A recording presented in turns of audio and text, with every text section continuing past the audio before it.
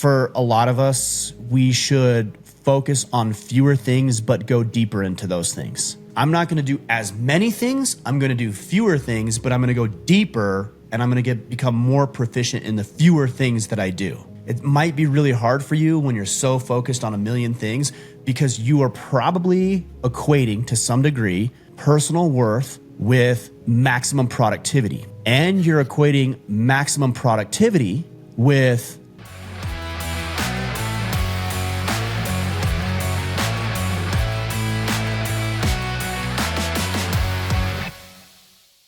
Kipp, what's up, man? Great to see you on this fine Monday morning.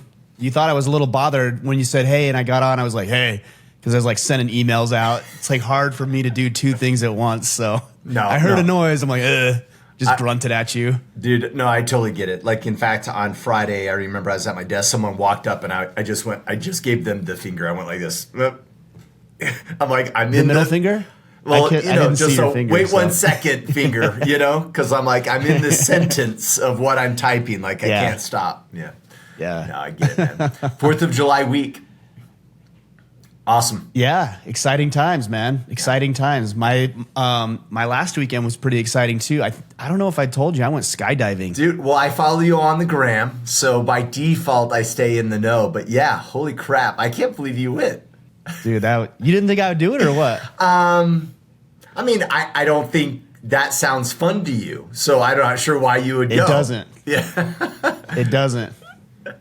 I went actually with my girlfriend because she's always wanted to go skydiving, so I got us tickets to go skydiving, and we finally picked a date that worked, and we went out there, and we did the class and everything else, but we didn't know we couldn't actually go together. We had to go one at a time because it was a very small plane. So the guy's, it's like a one-man show. He goes up, drops you off, then he picks back up the other person, drops them off. Got it. So I was like, well, do you want to go first or second? And she's like, I don't care. I'm like, okay, well, I'll go. I'm like, I'll go first. Like, just get over it. Is that good? Yeah. So yeah, no problem. So I go first and we fly up there. It's about a 20-25 minute flight. And have you skydived at all? No. Is this out of Vegas? Around Vegas or around St. George or what? No, Southern Utah. Okay. Yeah. Here in Hurricane. So they kick open the door and it just like poof, just hits you, the wind. And he's like, all right, stick your feet out. And so you stick your feet out and it's dangling outside of the plane. And there's this little platform on top of the wheel. And you kind of like scoot your butt to the edge of it and stand on this platform. And I told him before I went up, I'm like, I want to do front flips off of it. Yeah. And he's like, okay, yeah, we can do that. So I'm standing up there and he's kind of like, braced, give me a little push. And I jump and we did like 2.5 flips before I was able to right myself. And it was you go 120 miles an hour. And I think our free fall was like 30 to 45 seconds before we opened the chute. You're falling at 120 miles per hour. Yeah. That's gnarly. Yeah. It was crazy. And so you pull the cord and parachute rips you up and, you're sitting there floating. I was sick to my stomach. Like I legitimately thought I was going to throw up. Yeah. I was like, keep it together, Mickler. Come on. So I'm floating down and he's like, oh, this is getting a little bumpy. I'm like, bumpy? And he's like, it's okay. He's like, let's angle. And we're looking at the wind and he's having me steer it, but he's giving me instruction and helping where he needs to. Yeah. And he's like, we should be on the ground already. I think we're getting lift. So we kept getting a little bit of lift. And so the parachute wasn't like taking us down as fast as it normally does. Yeah. Anyways, we get down there and land. I thought it was a pretty good landing. He said it was a good landing. I'm like, cool. And my girlfriend was there and I'm like, gave her a hug. I'm like, that was awesome, and the guy, he was like, hey, go tell the pilot we're not doing anymore. And I'm like, what? And he's like, the wind is just too variable and she's lighter than you. That'd be even scarier. Like, we're not doing it. So she didn't even get to go. I went for her. And she didn't even get to do it. I'm like, damn, I should have. I went first just not thinking anything, Yeah. But I was like, damn, like that whole afternoon, I'm like, you're an idiot. You should have let her go for. I didn't know, but still, I felt horrible. I felt so bad. She could have wanted you to go first too. I mean, there's some benefit of you going first, and that might calm her nerves if she had any. I don't know. It's hard to say. No, I don't know. She was tougher than I was. I think that's why I was like, I'll go first if you don't mind then. Get this out of the way. So the concern was a good experience. Once the parachute was out, you're getting too much lift and wind that like getting to the ground was... Wind, it was like shifting wind. The wind was getting stronger. It was shifting a little bit when we were coming down. And we were getting that lift, so it made it bumpier. He's like, it's probably okay, but I don't want to do anything skydiving probably okay. Those two things, concepts don't go together. Yeah. So hopefully we can get something rescheduled pretty quick for her. I felt like a dick. Oh, I felt bad. Like stole the thing that she wanted to do. Exactly. Yeah. That was my weekend. Dude, that's crazy, man. Yeah. That's awesome. That's fun. I know, my kids are like, you going to do it again? I'm like, no, I'm not. Like, that was good enough. I don't. It was cool. It was a good experience. I lived, but I'm like, okay, I'm not doing that ever again. No freaking way. Anyways, well, should we get into some headlines today? Yeah. We'll get in some headlines. You know what? The number one thing on my mind this past week, of course, is the presidential debate, and we could go hour about how that went and all kinds of kind of funny moments. Entertainment, probably more than anything else, is the best way I could explain how it went. But here's the crazy part that I learned about this past week. So this is the first time since debates have been televised that a debate occurred this early in the year. Yeah. This is also the first time that a debate has ever been done before the DNC convention. I know where this is leading, I think. Yeah, totally. And I'm not a political analyst. I don't know what I don't know, but I'm just a logical person. And it blows my mind how Biden did in the debate. I don't think he did any worse than I thought he would have done, to be honest with you. Like, I didn't watch that. Oh, I thought it was way worse. I'm like, I've seen enough footage of him fumbling and forgetting his thought process or whatever, that like, this wasn't like, oh my gosh, it's a reveal to me that his cognitive decline is an issue. It just solidified what I already felt. We all knew that. Yeah. Yeah, sure. But if you open up the news, Ryan, over the last week, you would think that half the country all of a sudden realized that their president is not. Yeah, they're shocked. I'm like, what are you guys talking about? What have you been watching? Totally. What have you been watching? Like, the best comedic joke that I've seen over the last 6 months is, and I don't know who the comedian is, but he always talks about Biden being the Roomba vacuum. He goes into Roomba mode. Oh, yeah. And he's like, That's funny. I'm like, that's hilarious because it's so that true. Is hilarious. It's pretty accurate. Yeah, he's like a little Roomba vacuum. So I can't help but look at this whole landscape and like, oh my gosh, these guys this is just a setup. This is just, I don't think so. I think they're all flipping the script so they can throw in another candidate on the Democratic Party before the debates. And I followed Vivek quite a bit. According to him, they can do that. That could happen. Even Ben Shapiro and the guys at Daily Wire, right?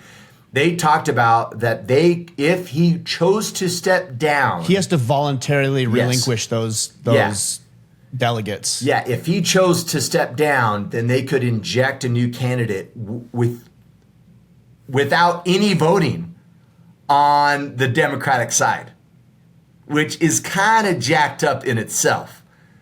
If this is intentionally done, and that's all. I don't think that's going to happen. You don't think so? You think they're going to run with him? I don't. I do. Yeah. Oh man, then it's going to be a slaughterhouse because like the left right now is all like he's incompetent. So they're all like thinking he's not going to do it. So, well, the conservative side of the aisle wants him to run. Clearly, obviously. Yeah. Obvious reasons. But I don't think they're going to do it, man. Like, I mean, obviously Kamala's very unpopular. She's probably more unpopular than Biden is. Yeah. She's just insufferable. Like, she's just an insufferable person. Miserable person. Yeah. Yes.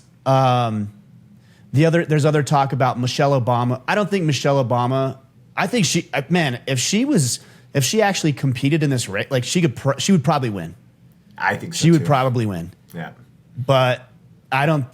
She's expressed interest in not doing it. And then the other one you hear a lot is Gavin Newsom. Yeah. Which I mean, so the extreme. people we choose from is so extreme. I mean, he almost got recalled 6 months ago. You know, it's like crazy stuff. Yeah. Well, I didn't actually come prepared with a headline. I was just going to talk about that. So I think you hit on a bunch of things I was going to say, but it was crazy, and I don't care. I take all your bias. I have bias. You have bias. We all have biases, one way or the other. Take all of that out. Clearly, Biden is just no longer with us and hasn't been for a long time. And I actually thought, again, as trying to be as unbiased as I can be, I thought Trump, it was definitely the best Trump has ever debated, ever. Without I thought he was fairly presidential. Yeah. He's learned a lot. The only thing where he struggled when they started talking about their golf handicap or something. But I did like where Trump's like, hey, let's not be children, Joe. This is Trump scolding somebody else not to be childish. Hilarious. Yeah. But outside of that, I thought, man, this guy, he came ready to play. He was sharp. Yeah. And he had a couple of quick jabs that weren't like super condescending where it came across as villainous or mean like he's done in the past, but it was like very matter-of-factly, but they were still clear insults and jabs. Like he did a really good job from that perspective. That is what I was shocked about the most, is how emotionally controlled he stayed, and he held Super back composed. on the attacks of the individual. Because I mean, even when Joe went Roomba mode a couple times, I thought for sure Trump was going to go, look, he can't even think. He's a senile old man. Totally jump on it and just attack him in the moment of his blankness. And he didn't. He just let him be with it. And I was like, man, that's some serious constraint from Trump, because I think Trump of the past would have just went for sure hog wild and just demonized the crap out of him. Trump did make a couple of looks over him to him, like a couple confused, bewildered looks that I was like, that's perfect. You don't need to say anything. He just looked at him like, it was so good. It's comical, but it's also sad. It's really sad. For the presidency of the United States of America. So anyways, I didn't really want to get too political, and I don't think we were political. I just thought, we're sharing it like it is. So I watched the whole thing. All right, man. I watched the whole thing. It was great. Yeah, I got through about 70% of it. I'm like, okay, I'm done here. I get it. Let's see where this is going. All right, man. Let's get into some questions today. Yeah, so we're going to field questions from the Iron Council. We're officially closed. Are you going to keep it open a little bit longer this week? You'll have to check. I think it's supposed to close today, July 1st, Monday. This will come out on Wednesday. I might leave it open until Wednesday. Okay. We'll see. To be determined. So you'll have to go check it out. Orderman.com/Iron Council. Excellent. And we're going to field our questions today from those brothers of the Iron Council. First question, Joe Gutner. In reading Wild at Heart, Mr. Eldridge states that in order to build activities that will engage young men's groups, you need to have an element of danger, have a battle to fight and overcome, etc. What are some tactics that I can use to convince my church leadership? And I thought that was interesting. Church leaders / attorneys. So I don't understand. Maybe the church has attorneys. I don't understand. I can shed some light on that here in a minute, but finish this question. So church leadership / attorneys, that these elements are engaging for young men and needed. I would be hard pressed to think that his leadership wouldn't be interested in doing this for young men. I mean, I know churches are continually becoming more and more feminized, but I still think if someone like yourself is willing to step up, that church leadership, for the most part, is going to embrace it. And if they don't, I personally would consider another church. There's too many churches that don't believe in masculinity. There's too many churches that want to feminize everything, that want to take this element of danger or risk out of the equation. I think probably I could be wrong here. What he's referring to with regards to attorneys is legal protection and insurance purposes. Yeah. If I had to guess, these congregations have their insurances in place. They have legal protections in place to make sure, they're structured entities and organizations, so they need to protect themselves, and that makes sense. Yeah. If that's an issue, though, there's a lot of things that you can do that would be sanctioned by your church congregation that still have liabilities and waiver forms and these sorts of things. For example, if you were to take the young men or the older men in your congregation on a Saturday to go shooting, if you went to a shooting range, those shooting ranges are going to have liability forms and waivers and safety classes that they can participate in. Your church can have its own liability waiver. You can do everything by the books. You record everything from safety procedures, protocols, the instructors who are coming in to teach the thing, record it all, and it really shouldn't be an issue. I don't really know why this would be an issue from a legal standpoint, but I'm not an attorney and I don't know exactly what you're dealing with. But like I said, if you have to convince a church leadership, a pastor, for example, or the board that you should be able to take your young men to go to a shooting range or to go on an overnight camp out or to go river rafting this summer or any number of things that these boys would love to do and learn a ton from, you're in the wrong congregation. And there's plenty of churches who believe in that sort of thing, support that sort of thing. And I'd love to see, frankly, the church numbers for these organizations that don't embrace masculinity dwindle. I mean, I don't like to say that as a Christian, but they're not doing what's in the best interest of their members and society at large. So I would question that pretty heavily, personally. Yeah. You could always do this on your own. A good example of this is actually my wife. We were, our kids go to a private school, and she had this wild idea that we should convince the entire school to have its school year for 3 months in Dominican Republic. Awesome. I know it's so up my wife's alley of. It sounds like her. Yeah, it sounds like her. Here's her idea. Let's all move to another country for 3 months. Yeah, I'm like, I don't know if everyone can do that, honey.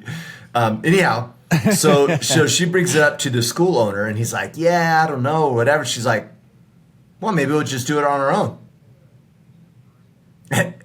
And then she started reaching out to all the other families. Hey, would you? She got more than half the school interested in possibly doing it as a group. Yeah. So if your church isn't doing it, man, just raise your hand and go, hey, who wants to do this with me and my kids? And you can get some momentum and make things happen. It doesn't have to be official. You use this example all the time. Oh, Order Man meetup or these other things aren't happening. You do it. You schedule it. You make it happen. Don't wait to convince or think that your church has to be the framework to make this possible. Because I think you could easily do it and there's enough attraction. Yeah, we had G.S. Youngblood on our Friday Iron Council call last week. And he wrote a book called The Masculine in Relationship. And we were talking a little bit about the mentality of men relative to women, just generally. But men are very directional, and there's too many men who are showing up without any sort of direction. It's that Roomba, right? They're looking around I don't know what to do, point me in the right direction. Yeah. No, pick a direction and go. And you're going to find out that it's the right direction and you're going to continue. Or you might find out that's the wrong direction, so turn around or pick a new direction. Yeah. But men are directional. So if we're sitting around waiting and hoping, so I really like that idea of just do it yourself, whether it's, again, shooting or camping or whitewater rafting, jiu-jitsu, do an evening of jiu-jitsu with the boys. They would love that stuff. They would love it. So, yeah. I love it. Good suggestion. All right, Christopher Kroom, how far in advance do you plan your podcast, and what do you do to create an outline? What keeps you consistent? How far out do I plan my podcast? I would say 2 to 4 weeks, not very far out. Because a lot of the things that I talk about are culturally relevant. So this podcast, for our Ask Me Anything, I usually ask for questions the night before. Yeah, and sometimes we get some questions from the week before. Yeah. Yeah. Friday Field Notes is usually a couple of weeks. I have a calendar schedule where, Father's Day might be coming up or 4th of July is coming up. And so what can I talk about that's relevant to what might be happening in society and culture. Podcast guests, usually a couple of weeks. I don't like to go any further than a couple of weeks because I don't think it's fair to, unless my guest has a book that's coming out, for example, in 2 months. And then I might record now with a release date of 2 months down the road to coordinate with their book launch. But I just think I want to treat people fairly. And if somebody's going to spend an hour to an hour and a half with me and impart their wisdom on me and the people who listen, then I owe it to them to put out that episode in a really timely manner. That's why I do it like that. So Christopher what was mentioned, the other question? Well, you kind of mentioned, how far in advance and your outline that you use. I don't use an outline that's not true. So I guess an outline for the Ask Me Anything would be just questions, but that's it. Yeah. An outline for the Friday field notes. Usually my Friday field notes are built around 5 to 7 habits or principles you can use.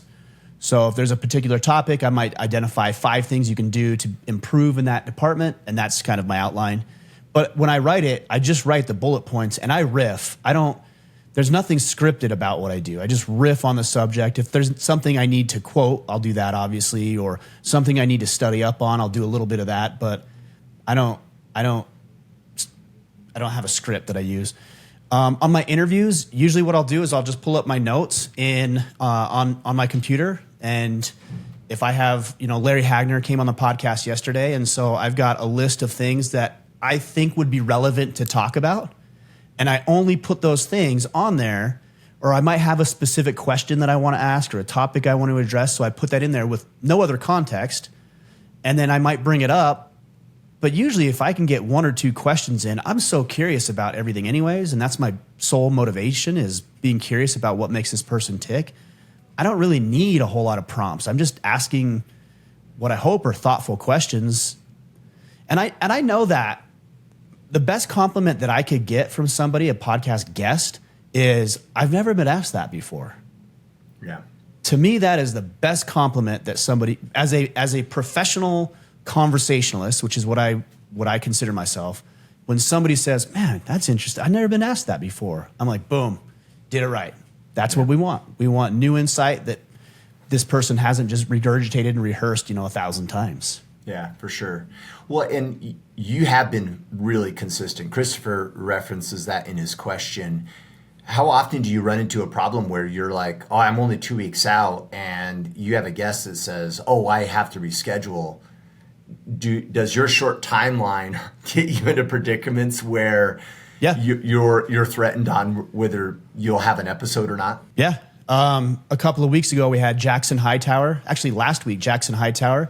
We were supposed to record on a Wednesday or a Thursday, and he had some technical issues, and we couldn't record. And I didn't have another interview lined up. I recorded that interview on Monday morning, and bless Chad's heart, he doesn't like when I do this, but he gets it every once in a while. It's hard on him. I don't like doing it to him. But I'm like, "Chad, I'm going to record at 9 this morning, and I'm going to get it to you." And so he's editing a podcast with, 12 to 15 hour turnaround. So yeah, sometimes it happens. I don't like doing that to him. He's always been really, really good about it. But it does happen, and that's just the trade-off. What would you do in that example if he couldn't reschedule for Monday? I'd scramble to find another guest, or I'd do something creative, like maybe have somebody interview me. Might be an option. Or choose a topic to, yeah. I would want to still keep it to an interview format for that show. So I think I would just scramble. I've got a large enough Rolodex at this point where if I called somebody up and I said, "Hey, I need a last minute guest and I'd love to have you back on," or, and I've had other people who've been on before.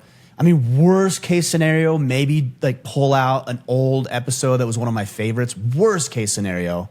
I've done that maybe, I don't think I've ever done it with an interview, but I think I've done it with a Friday field notes maybe 3 or 4 times when I was going through the midst of my divorce and just was not in the proper headspace. But I haven't missed an episode. We always release a podcast. Yeah, and that's 8 or 9 years. 9 years. 9 years. Yeah, it's like 1,400 episodes. That's so people say, "Well, what do you do to stay consistent?" Kipp, you train about as regularly as train jiu-jitsu is about as regularly as I know anybody does. And there's probably guys who train more for whatever, but you are really, really consistent. What keeps you consistent? I don't like if it's scheduled, it's scheduled.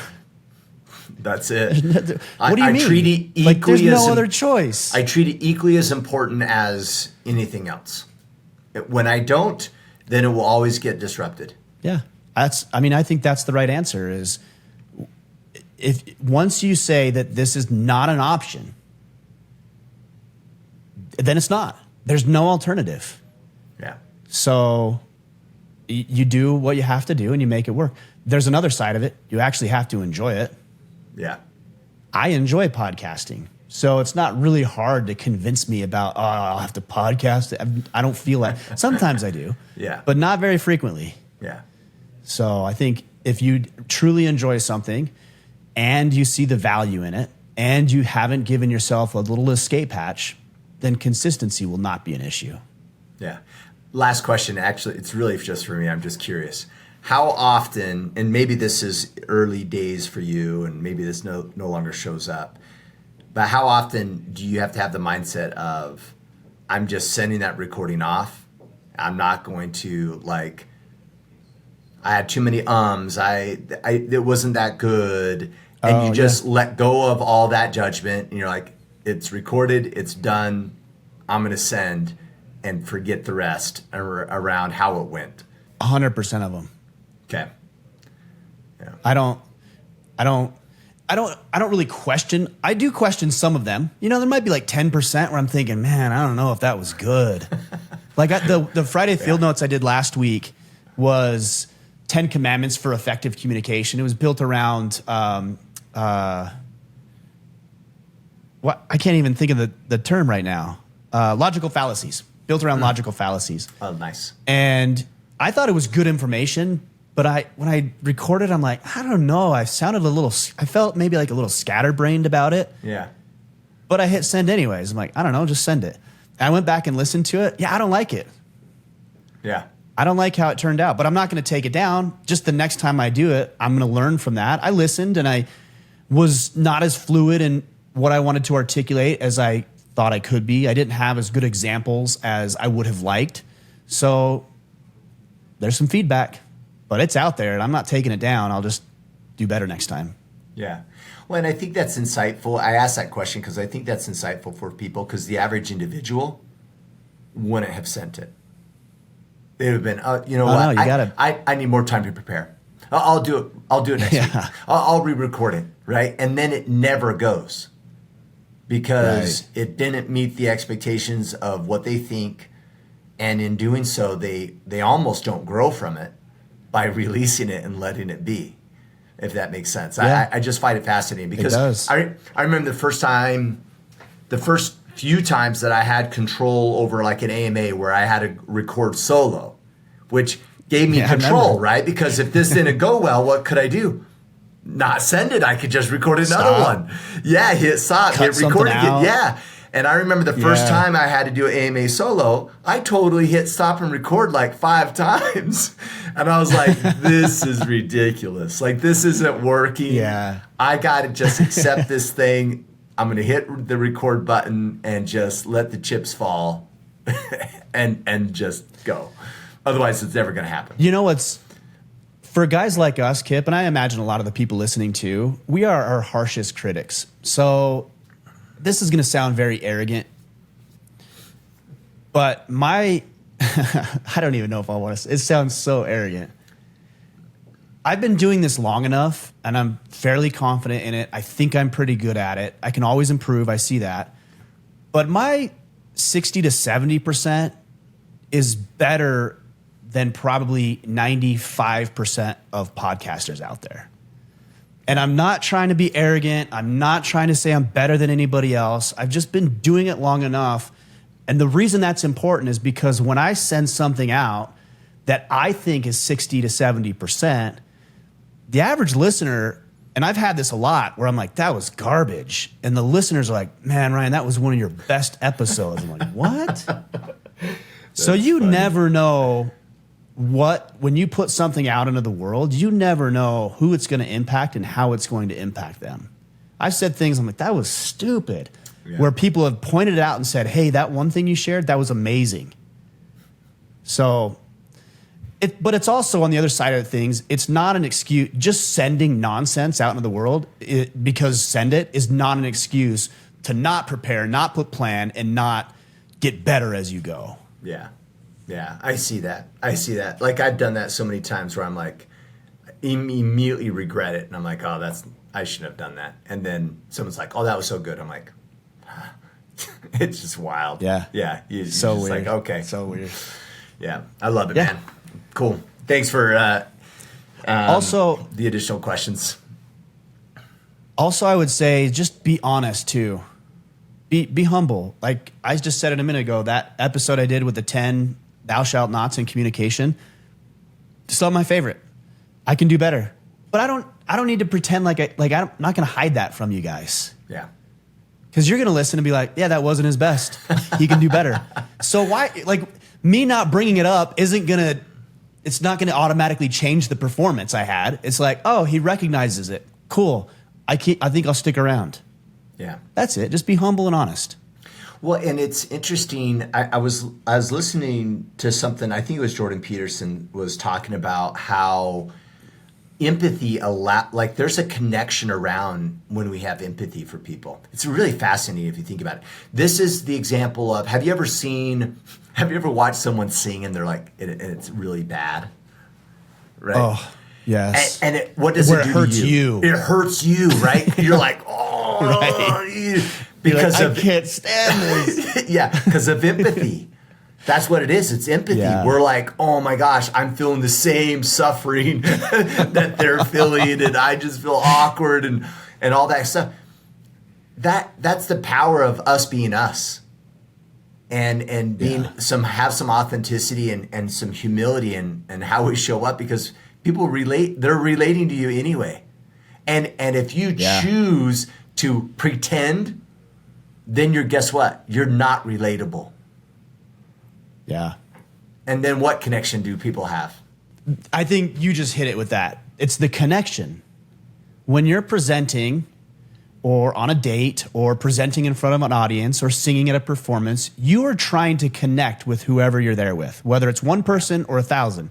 You're trying to get connected with them in some way. And if you pretend like you don't have faults and flaws, that's not connectable, because everybody's intimately familiar with their own faults and flaws. Yeah. So there's a lot of people, like in public speaking, like professionals, who will say, oh, don't ever tell people you're nervous. I disagree. I don't think you should drone on and on and on about it, but I think if you mentioned it once and said, hey guys, like, I'm excited to be here, don't mind the sweaty pits, I'm super nervous, but I've got an important message for you. Yeah. That's endearing, actually. Yeah, well, especially if That's they a notice connection. If they've noticed the sweaty pits, right? If you didn't say something and they notice your sweating balls, they're like totally like in their mind going, oh, that's so embarrassing or whatever. The minute you go, hey, it is what it is, then it is like what it is. addresses Yep. it. Yeah, totally. Same thing on a date. Like these date bros will say, oh, be an alpha, don't ever let her know you're scared. I'm like, no, man, if you're on a date and just say, hey, you know what? Like, it's been a few years. I'm really nervous. I'm glad to be here with you tonight. I'm looking forward to a great dinner or evening together, but I just want you to know I'm a little nervous. How do you feel? That's endearing. Yeah. People like that. It eases the tension because she's probably feeling it too. Do you ever see anger management? Yeah. With Adam Sandler? Yeah, I'm thinking about the bar scene when you're like, I just have a hard time expressing myself when I'm on the verge of exploding in my pants. Oh, that's right. That's right. I forgot about that. Yeah, that's Ryan's recommendation. Just own it. Yeah, just tell him. Yeah. Just own it. Hey, you know what? It actually would probably work. She'd probably say, finally, a guy who's honest. Yeah. All right. Andy Collins, advice needed. I've been following Dave Ramsey, and I have my debt snowball in progress. I should have my first debt, a personal loan, paid off by middle of Q4 at the latest. How do I balance putting extra money towards paying a loan off and being able to have a social life. I know my finances are holding me back from being able to take the next step forward, but at the same time, I don't want to become a recluse, so focused on myself. Does it say if he's married with kids? No. Okay. It's different. If you were married with kids, it would be a little bit of a different answer, I think, that I'll give you than I would as a single person. I'm just going to throw this out here. Maybe you shouldn't balance. Yeah. I think that's actually probably what Dave Ramsey would say. Yeah, that's the price.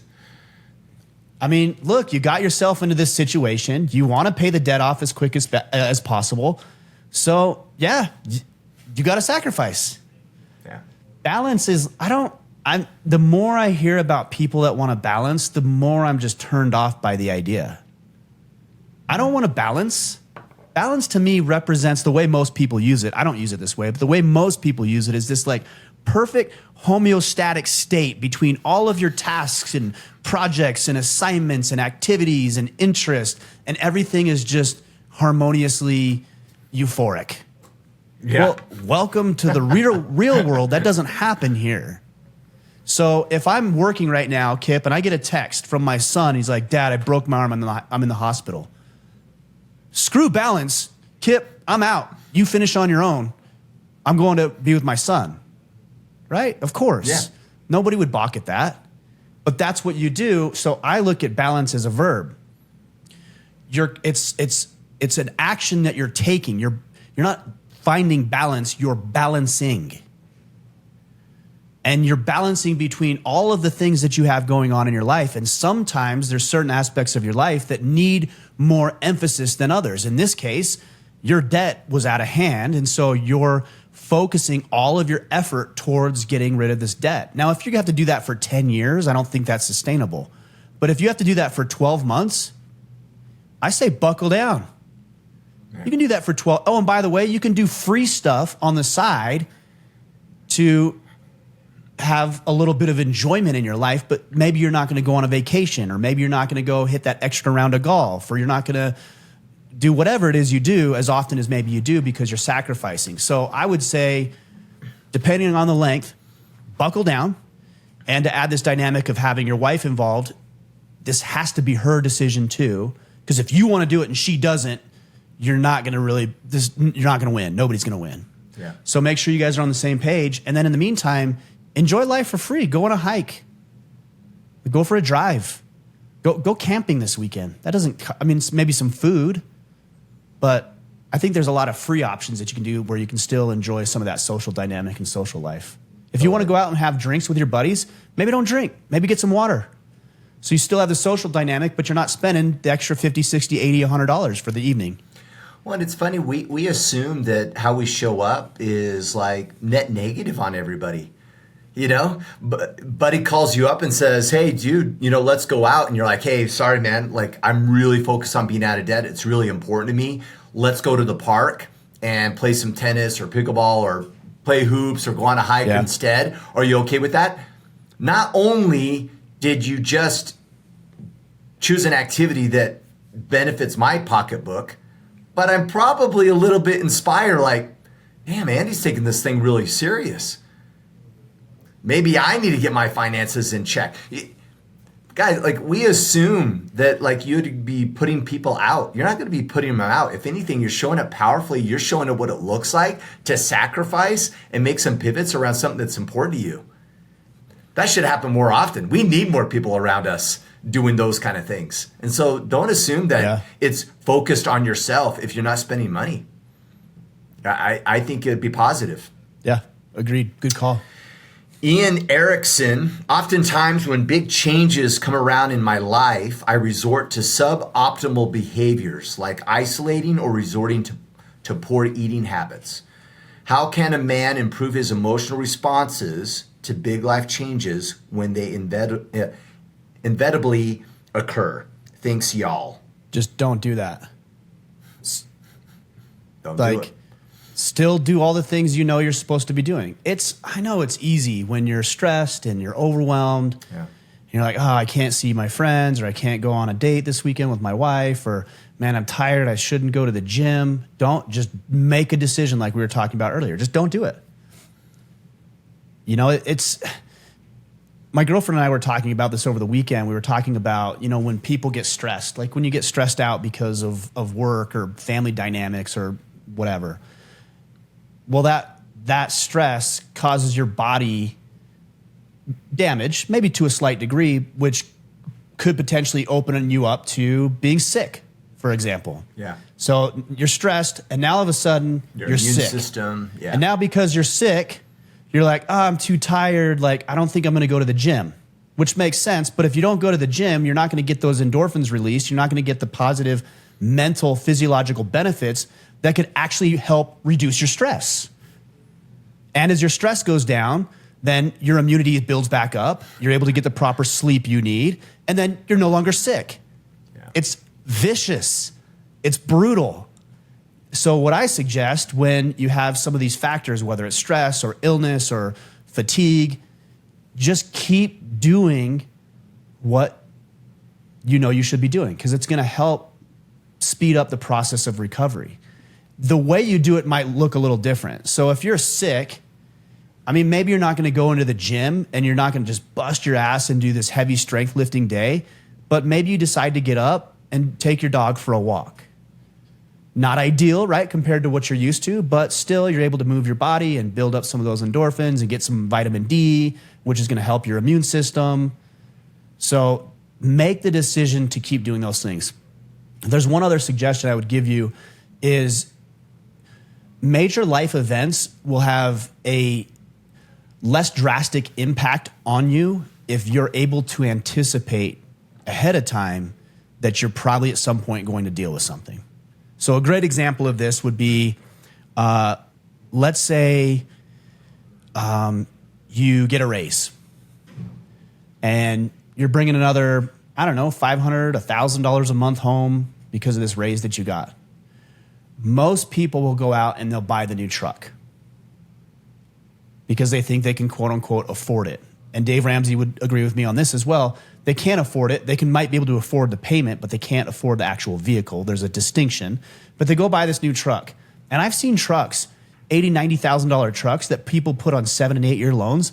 I'm talking $1,100 a month payment for their truck payment. It's crazy. Okay, so congratulations, you got a raise, and you have a slightly nicer truck. That's cool for a minute till everybody's seen it, no longer is, you know, patting your back about how cool you are with your new truck. Right? It's going to wear down and wear off. And but now you're strapped with this $1,000 payment, and then all of a sudden, you have an unknown medical expense, or the transmission on your wife's van goes out, and you need $7,000. Well, shit. You didn't anticipate that was going to come up, and so you went and spent all this money on this brand new truck, and now you got to take out a credit card debt for $7,000, which is going to increase your stress, which is going to make you sick, which, you know, it goes back to what we were saying earlier. You anticipate those challenges. There's going to be struggles in your marriage. Anticipate that. There's mental baggage that you're dealing with that you're not quite aware of right now. So you probably ought to deal with that ahead of time by having friends, having meaningful hobbies, maybe going to therapy. There's going to be financial hardship that comes up. So yeah, you should be saving money. You should be investing more than you think you should. The more you can anticipate and be aware of and address those before they come up, the less relevant, and even in many cases, non-existent they are. Yeah. I love that. I mean, can I give one more example on that? Sorry. One more example. So I've got a rental here in Southern Utah, and the property management company called me up and they're like, hey, Ryan, like the air conditioning is going out. And in Southern Utah right now, we're talking about 100, 105 degrees. It's hot. Yeah. AC unit goes out. I'm like, oh, man. I'm like, all right, well, they're like, we'll get a couple of proposals, some bids. We'll send it over. You can make your decision. So they sent 3 over, and it roughly was about $7,000 to $8,000. And so I said, let's choose this one. I think it was like $7,500. I'm like, choose that one. They're like, great. So they call me up. They're like, hey, it's $7,500. I pay them $7,500. Now, look, that's not a fun, like, I'm not excited about that. but I'm also not overly stressed about it. It's not going to ruin my day. It's not going to ruin my month. It's not going to ruin any part of my life. I'm still going to be able to work because I have mental clarity. Like, I'm still going to be able to enjoy my life because I have enough money to handle that $7,500 expense. Now, this is not an accusation towards anybody else as far as their worth, but man, if you're strapped for cash, I know how stressful that can be. This is why it's so important when we talk about the book Sovereignty, why it's so important you become a sovereign individual. I don't want a financial institution to have their grubby hands all over my personal well-being. So there's a little bit of an example to show, like, if you have the money set aside and something comes up, it's still not enjoyable, but it's manageable. Yeah. I just want to expand on the anticipating what might occur, and that is transcendent. For instance, if you're unhealthy, you have bad eating habits, you're not taking care of your body, and then you find out you have cancer, the probability of you recovering from cancer drastically is reduced. So what's the anticipation to that? Be healthy. What's the anticipation of being able to deal with stress with teenage kids?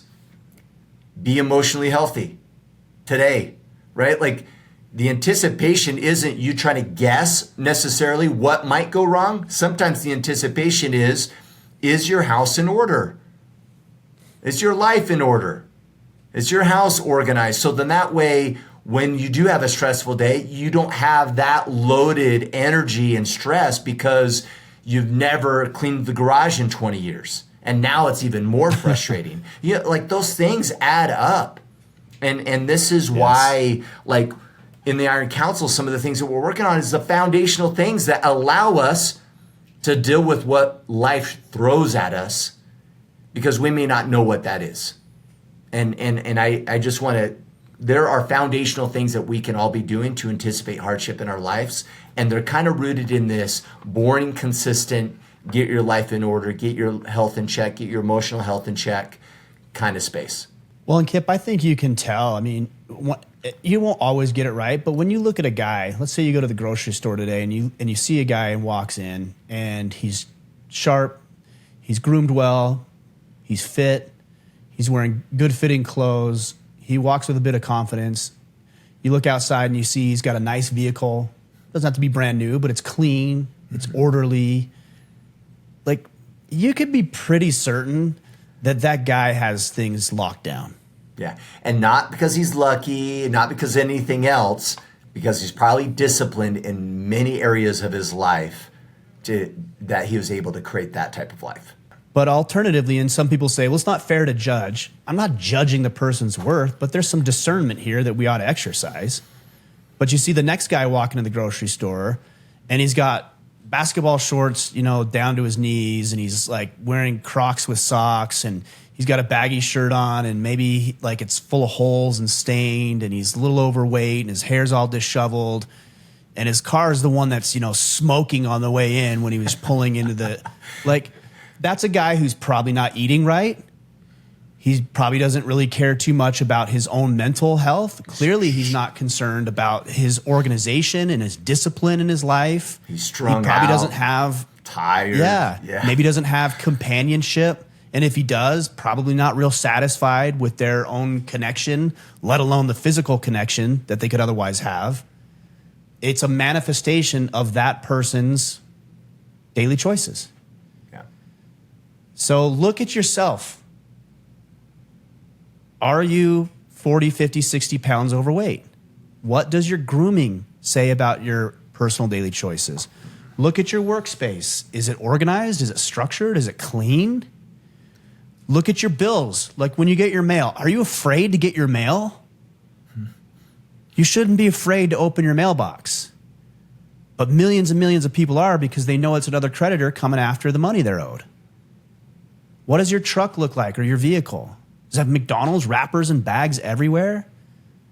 Like, fix all of that, guys. If you fix those things, these are minor things that you can put into practice that are gonna help you be able to deal with those adversities that come up more readily, more easily, and maybe just wipe them out before they even happen to begin with. But look the part. More important than look the part, be the part. Yeah. Be that man. Today, right now, be that man, and then tomorrow and tomorrow and tomorrow and the next day and so on. Be that kind of man. It's really, for me, when I hearing what you just said, it really comes back down to like energy management.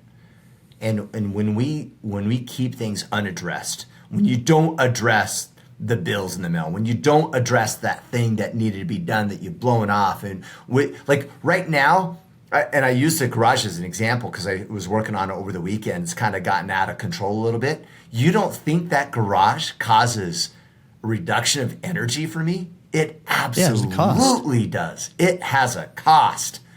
And my day would be better today if that garage was cleanly and nicely organized. Without a doubt. Yeah. So if the garage can do that to me, trust me, there's all these things that we're not addressing that just eat up our energy.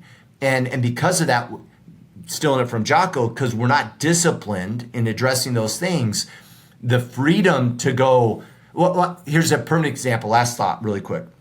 My daughters, I said this to my daughters, because it's summer and they keep having friends like swing in around like 3 p.m. Hey, can we go play? And I'm like, girls, you need to be disciplined. So when that opportunity presents itself, it's not a big deal. But if you choose not to be disciplined in the day, and if your friends show up tomorrow at 3 p.m. and your chores and your things aren't done, you're not going. You're not going out. Well, what if they don't show up? It doesn't matter. Be disciplined, and then you get the freedom to make choices without consequence. But if you're not going to be disciplined up front, you're going to lose out on opportunity. Yep. Absolutely. Daniel Messina. I had a girl in the past I was in love with, and we both badly messed up in the relationship. I, however, hope we have both grown from it.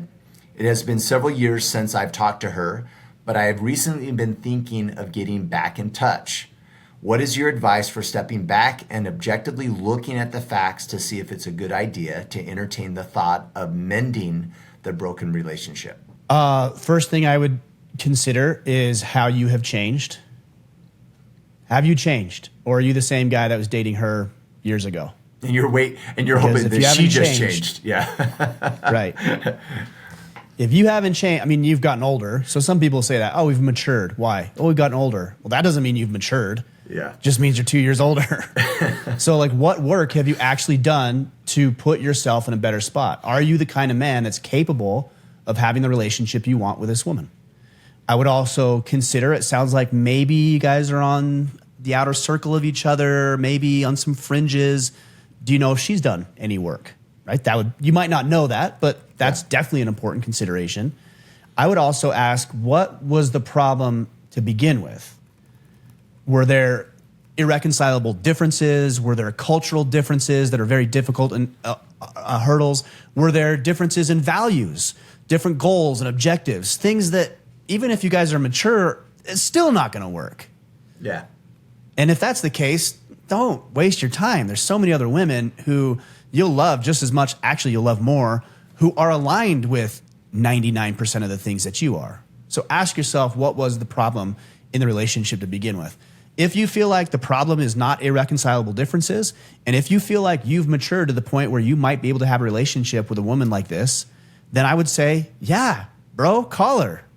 Of course, call her. And here's what you say. Well, you just said it. Hey, I know we haven't talked in a long time, and I've been thinking about a relationship. Man, I loved you, and I enjoyed our time together. And I've been thinking about a lot of the work that I've done personally, and you've been on my mind lately. And so I thought I'd give you a call to see if there's anything here, or to see if you'd be interested in grabbing a bite to eat with me this weekend. And then let the expectation go. Yeah. That's going to be the hardest thing. Because she might say, oh, you know what? I'm not interested. She might say, I'm in another relationship right now. Maybe you guys do go grab a bite and you find yourself to be totally incompatible. That's fine. Don't have an agenda other than I'd like to take her out to see where we're at. And if you do that, you're going to come across as calm and confident. There's no hidden agenda here, so she's not going to be feeling a lot of that pressure that would otherwise exist. And then you can make a decision after the first date. Do I want a second date? Or, no, you know what? That was good closure for me. And you give her a hug and you say, hey, it was great to see you, but I don't see this going anywhere, but I wish you the best. And that's good closure too. Yeah. What do you think about Daniel just getting complete with the broken relationship, period? Right? Like if there's unfinished like not calling business, her? Well, no, part of me's, I'm hesitant to say this because it might come across like, I'm not suggesting that you manipulate and you pretend to do one thing when in reality what you're doing is seeking something else. That's not what I'm suggesting. But I kind of feel like, hey, if I was in a past relationship, I showed up like a dipwad, it's been 5 years. Like, part of me feels like I should probably just clean that up anyway. You know, and say, hey. The relationship, you mean? Yeah, and just apologize, right? Like, with no intent of getting back together, just like, hey, just so you know, like, I've been really thinking about our relationship in the past. I really showed up in a really bad way towards you. There's many ways I could have addressed that better. And to be frank, I just want to be complete with that, and I want to apologize for that. I think that's powerful. I did that with somebody I dated for a little bit, and when we ended things, it didn't go well. And after a little bit, I eventually messaged her and I just said, hey, you know what? I'm really sorry about how that whole thing went down. I think you deserve better than that. And I'm sorry. Yeah. And that's it. And she didn't respond and I didn't follow up. Yeah. That was all that needed to be said. Yeah. And hopefully, you know, that maybe in some way that maybe helped her a little bit. It definitely helped me. So, yeah. Yeah. I like it. Yeah, I think that closure is good. All right. Regan Hufner. Best ways to break a dopamine-seeking habit. I've been struggling with using social media to numb out or distract when I start experiencing anxiety and fear. So, because of the anxiety and the fear, is what I'm hearing, is you're running straight to social media as a distraction. Plopping on the couch and just avoiding the thing. Probably, right? I would say lean into the thing in that case. So here's how I would do it. I have done this, and I actually started doing this a lot more, and it's really, really helpful, and it's something that I have not done for very long. So take it with a grain of salt, but it is helpful. When I start to feel stressed or overwhelmed with life or work or whatever, I have my journal. It's right here.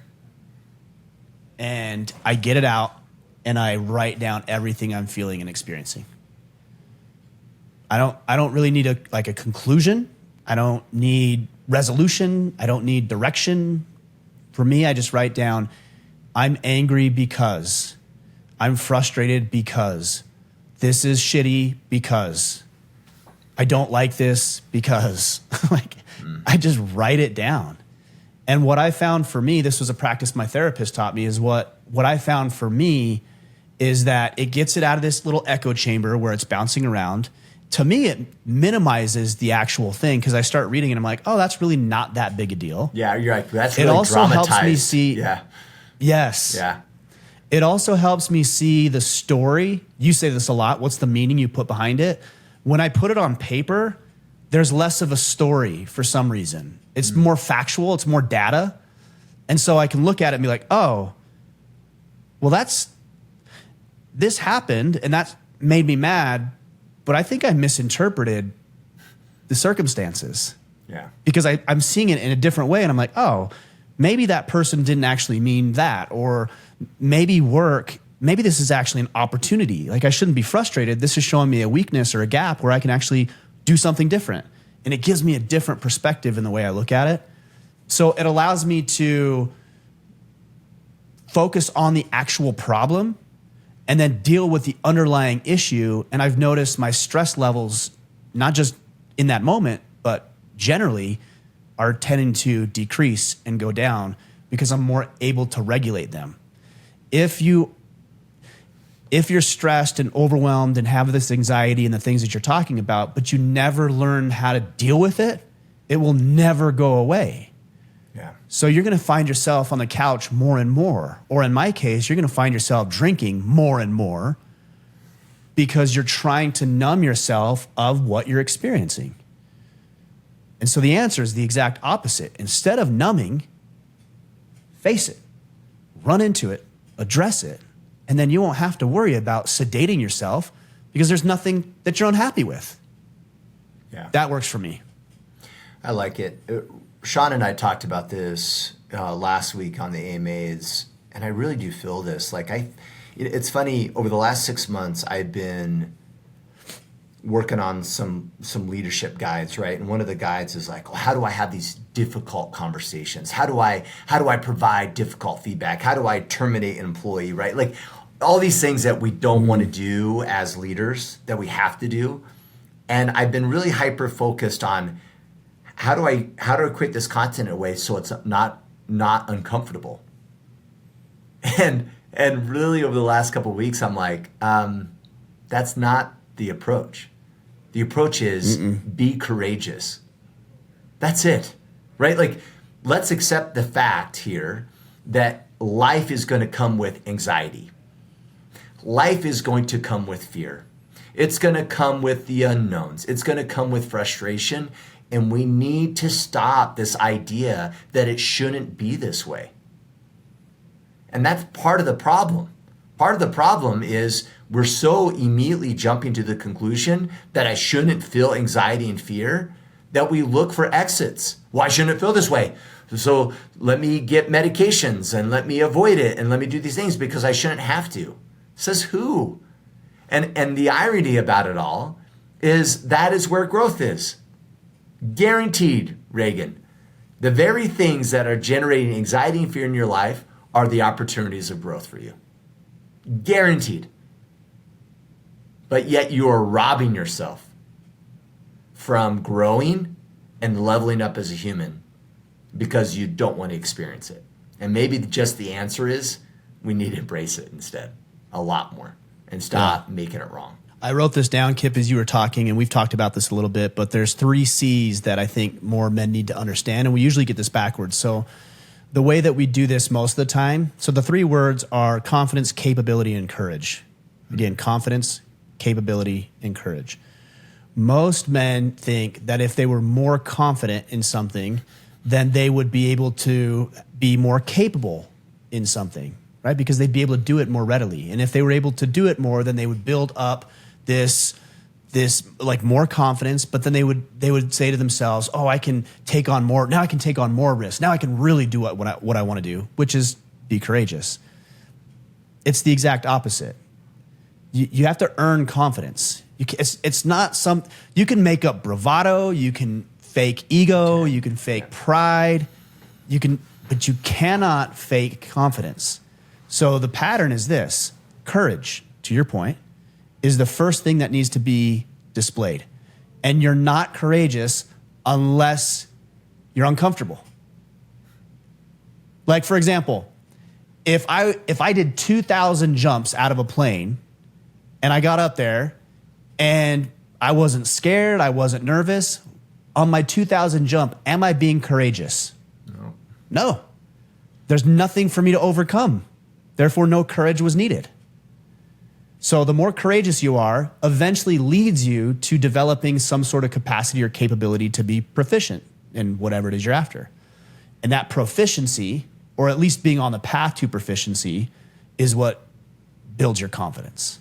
Yeah. But you have to build it in that order, and that all comes with you confronting reality, embracing it for what it is, and then having the courage to deal with it in the moment, head on. Well, and I'll ask you, Ryan, over the last 10 years, is the leveling up always have the requirement of courage? And I'm assuming the answer is yes. Yeah, of course. It's like it's always required as long as you're on a path of improvement there, and the stakes just get bigger. It seems like, to be honest with you, like, I don't know, even when I think about things I need to be courageous about, like stresses and anxieties and fears of life, I don't think I've mastered anything. Or let me say it, once I've mastered something, the next level, the stakes are just higher now. And it's like, holy crap, I need to stop thinking that like someday I don't have to deal with something. No, there's always going to be something to deal with. And as we level up, that something just gets bigger and bigger, which means greater opportunity for growth, greater impact for good. And I just think the stakes go up. So years ago when I was doing my financial planning stuff, I was starting to do a few events to build my client base, and I would invite them to dinner and these type of things, and we'd do big group presentations, and you know, some of them, depending on how many people we'd have show up, could be like $1,000 or a couple $1,000s or whatever. And I remember thinking to myself, man, wouldn't it be cool if I put together a $5,000 event? And I'm like, I couldn't even wrap my head around it. This event that's going to cost me $5,000, like, oh, it's scary. I don't know. we do $60,000, $70,000, $80,000 events now. Yeah. Next year, we've got one that's going to be in 6 digits. Yeah. Like and everything has been scary. The $5,000 event, that was scary. The $10,000 was scary. The 60 was scary. The $151,000 one, that's going to be scary. They're all scary. It's just to the degree you're capable of dealing with it. Yeah. Yeah, I like it. All right, we have a couple more questions we might get through the IC. Actually, last question. Oh, we have 2 more in the IC. Thomas Christie, how do you balance weight training versus jiu-jitsu? I've had the hardest time prioritizing one or the other. I know a lot of guys are good at doing both at the same day, but my body breaks down fast when I do that. Yeah, I hear that. I think that's part of what led to my injury. Yeah. Stupidity also. A healthy dose of stupidity and some fatigue. and a little bit of pride. Well, and I think the pride and the pride and the fatigue led to stupidity. I'll say it that way. Yeah. I don't know. I'm not really going to speak on this one because I feel like I'd be speaking out of my ass if I did, because I'm not good at this either. I've been on a real heavy weightlifting kick lately. So I'm 5 to 6 days a week in the gym weightlifting. My jiu-jitsu leaves something to be desired. It's been a couple weeks and it's few and far between. So maybe you have something better for them. I'm like the opposite of the pendulum, right? So I'm the guy that does the thing that you don't want to do that breaks down. So I lift every day and then I train. So I don't train every day though. But it's not uncommon that I'd lift weights and train jiu-jitsu in the same day. How's this? And I don't know, Thomas. I think sometimes we look at the schedule of what our intention is, and we're like, oh man, that's really hard to do. But when it comes to execution, we're never doing that anyway. Like, it's like a subpar version of that. And so maybe the leveling up isn't you lifting and training every day. Maybe the level up is that you're going to jiu-jitsu 3 days a week, and you're lifting 4 days a week. That's awesome. Like, most people aren't doing that. So if you can lift 4 days a week and train jits 3 days a week, you're killing it. And that didn't require 2 days. That's one or the other. So yep. I think you might be like ambitiously like, oh, ideal state is this. Yeah, but guess what? How far are we really from the ideal state most of the time? Like, I even said it. Oh, I lift every day. Actually, I don't. I don't lift every day. Every day I usually do, right? But in the grand scheme of things, I probably end up working out 5 to 6 days a week. I usually miss a day or something, you know what I mean, due to something. So I don't know. I think when you get down and you drive for consistency, you'll find out that you don't need to prioritize one or the other. You can probably fit in both. And anybody that's doing jiu-jitsu and or weightlifting every single day of the week, in my book, you're getting after it. You're doing great. daily exercise Totally. of one or the other, dude, I wouldn't stress too much about it. And worst case, if you're like, oh, my lifts are, because I've heard this too. Like I've heard guys like they don't want to do lifts because their muscles get too fatigued, they're wicked sore, and then they've gotten injured because of that in jiu-jitsu, right? And it's like, well, just be aware of it. Like maybe you do more functional training instead of weightlifting.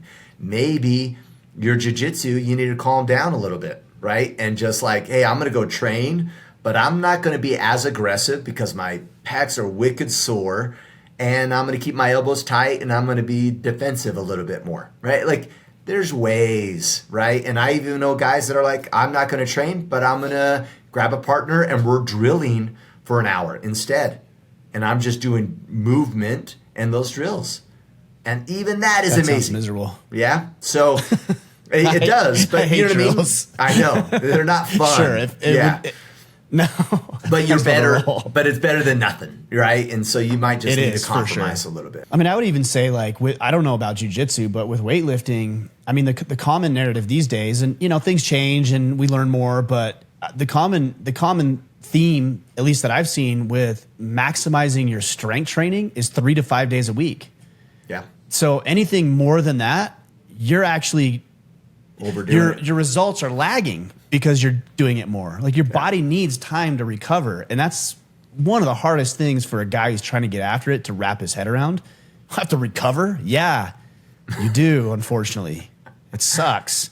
Wouldn't it be awesome if you went to the gym and you were just like a fraction of a percent bigger tomorrow than you were today? Yeah, But those you need that two-a-days would recovery. happen all the time. Everyone would be like lifting 2 days a week if you got results every They'd never single leave. guaranteed. Yeah.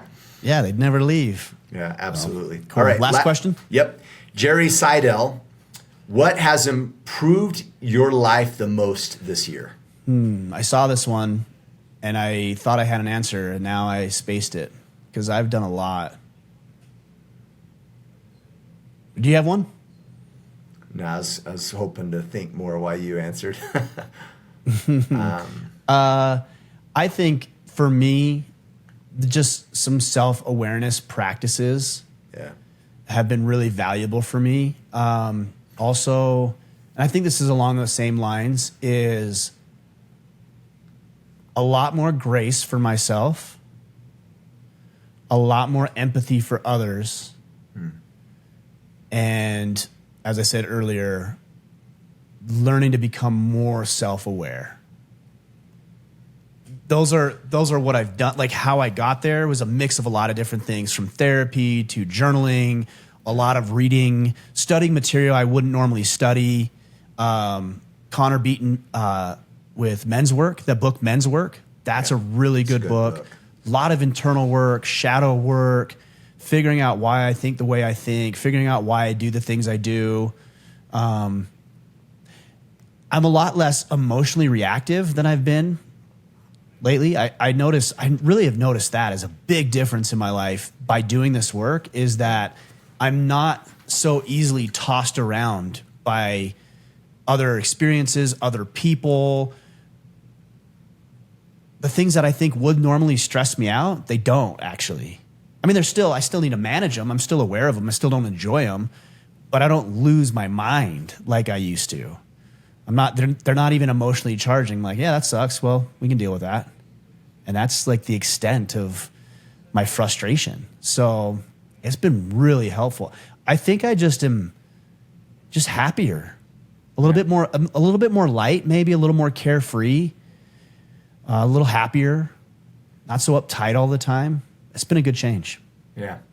It's interesting how, I mean, it's not interesting. It makes sense, right? That, giving yourself grace also has probably helped allow you to be empathetic for others. Those were two things that you brought up, and it's like, that makes sense that those two things would be correlated as well, because they're kind of one and the same. I think a breakthrough, I'll say it that way, kind of a breakthrough I've had, or something that's just been on my mind a lot of late is I have to be, and I've been working on it, but like I've spent too much of my life trying to navigate the waters of managing people's reactions. Oh, well, I don't want to bring that up because Ryan might. Versus, no, should I bring it up? And then how he chooses to react is up to him. And having a little bit more courageous in regards to how I show up, not trying to navigate and manage people's reactions. I think that has probably been a key thing for me over the last few months. I wrote this down as you were saying this because I felt that too. And I wrote here, not taking responsibility for things you're not responsible for. Yeah, well said. Yeah, totally. You know, like how often do we like bitch and moan about the weather? You're not responsible for the weather. Yeah. Or when somebody's here's one along the same lines. When somebody is upset, I don't really feel like it's my job not to make them upset. Yeah. Or to help them not be upset. Maybe that's a better way of saying it. Totally. Like you can be upset, like you're mad. I don't need to solve that for you. It's not my responsibility to make you not mad right now. Like you're an adult. You're a human being capable of thought. Like figure it out. Yeah. Now I'm not rude about it. Like I'm not like Yeah. an asshole. Like figure it out. It's your problem. I don't do that. But I don't take it upon myself. It's not my job to solve your problem. If you ask me, I'll give you advice. I'll help, sure. But outside of that, you can manage it. You got this. Yeah. And that is liberating. Totally. When I can't help. I would change the way I felt based on how other people were feeling. Mm-hmm. Like my day would be determined by how somebody else was feeling. That's a horrible way to live life. Yeah. Now, if somebody around me is upset or mad or glad or happy, you know, like I'm not going to say it doesn't ever impact me, or I don't think it's my fault or something. I get into that sometimes. But typically I can break myself out of that fairly quickly and just go on about the things that are important to me. Yeah. And that's really, really nice and not something I'm great at, but something I'm working on. Yeah, something I'm working on as well. I don't want to come across like I have it figured out. But the importance of it is very illuminated in my life. I'm like, whoa, like that's an issue that I need to do a much better job at. And I can't help but wonder how little people show up in life due to that. That they're so stressed about how someone might react that they don't say what needs to be said. They don't show up how they probably should show up, right? And they're playing small, all in this attempt to just manage all these things that are really outside of their realm of control. And not only is that just probably exhausting and frustrating, but what are they leaving on the table in regards to how they show up as a person because of the fear of what might happen if they do X. Yeah. Craziness. Well said. Sounds like we're working on some similar things. Hope that helps. Yeah. Anything else, Kipp? No, sir. We can wrap Okay. up. I'm going to assume, due to the holiday week, we're going to keep the Iron Council open. If you're curious if it's open a little bit longer, go to orderofman.com/Iron Council. If it's closed, this is where you can learn more about what we're about. We will open enrollment at the end of this quarter for the fourth quarter of the year. And you can always sign up, get notified via newsletter and whatnot to stay in contact. As always, you can connect with Mr. Mickler on the socials, X and Instagram, at Ryan Mickler. And we do have some new swag in the store. I saw that orange hat. So, Yeah, I got it right here. I can't wear it because it messes. It's such a effective pattern that it actually confuses my camera. It doesn't know where to focus when I have this hat on, which is you go hilarious. into camouflage. So the it's good camera has camo. no idea. It's good camo. Might just be because my back. See, look. See? Oh, yeah. See it go out of focus? Yeah, that's funny. Yep. It gets confused about, look, I'm out of focus now because it was picking up on my hat. There it goes. Yeah. Crazy, right? Yeah, it is crazy. Yeah. But yeah, store.orderman.com. I actually think, I don't even know if we have any. I think we might have sold out of these. If we don't, we have a few left at orderofman.com/hunter. Orderofman.com/hunter.